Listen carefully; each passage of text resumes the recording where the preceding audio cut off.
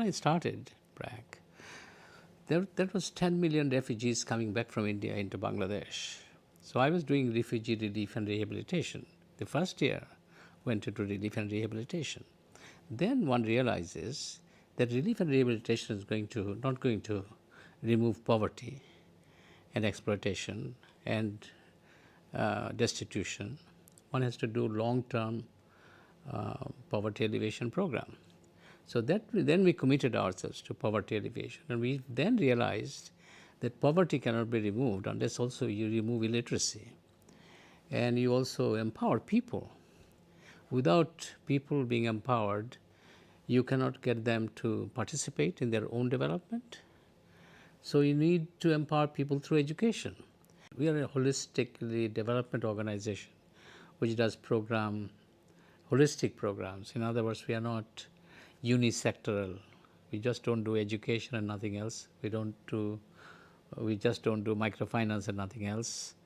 We don't just do health and nothing else. We do everything. We are doing large programs in sanitation, hygiene, and water supply throughout Bangladesh, teaching children how to wash hands 6 times a day with soap. So ultimately the disease transmittal should be diminished.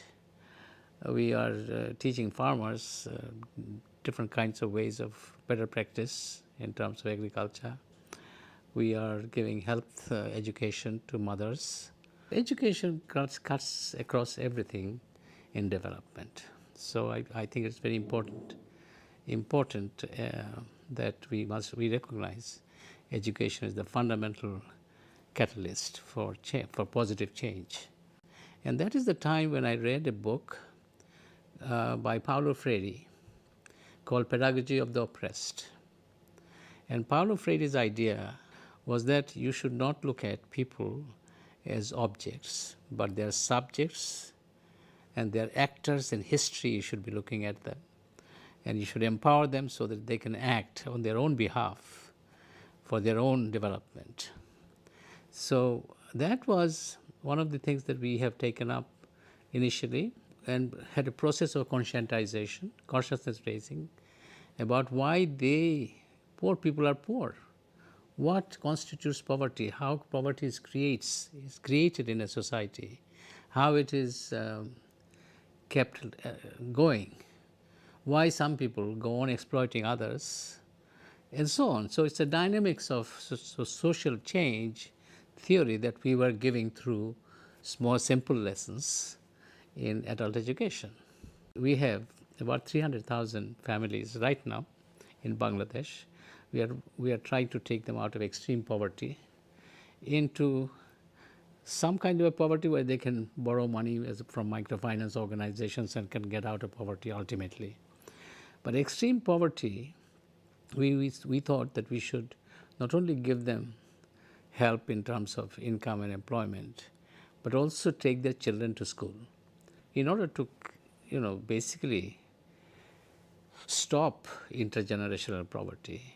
You need to educate their children. So we are providing education to the next generation also, because we think that otherwise poverty would be reproduced in these families.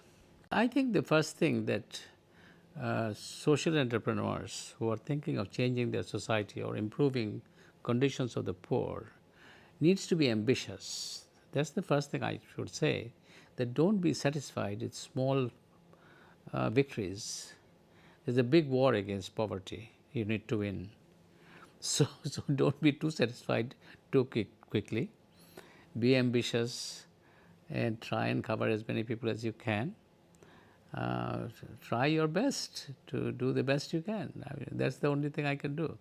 So I'm not interested in just innovation and smallness.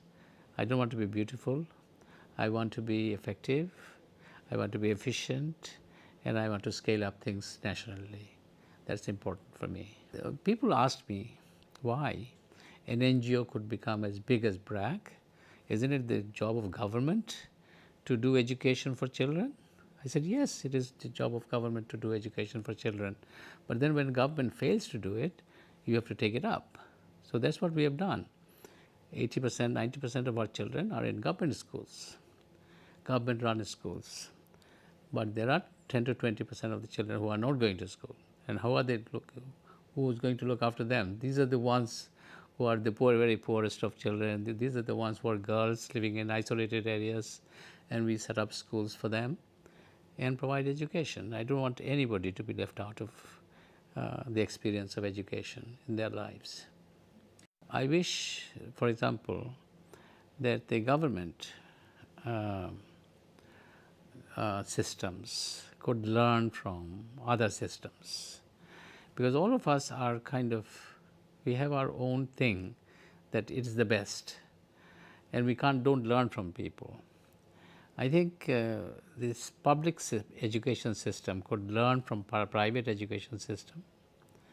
Learning, cross-learning is essential. And we are coming to a world that we should be learning from each other all the time rather than thinking that we know everything.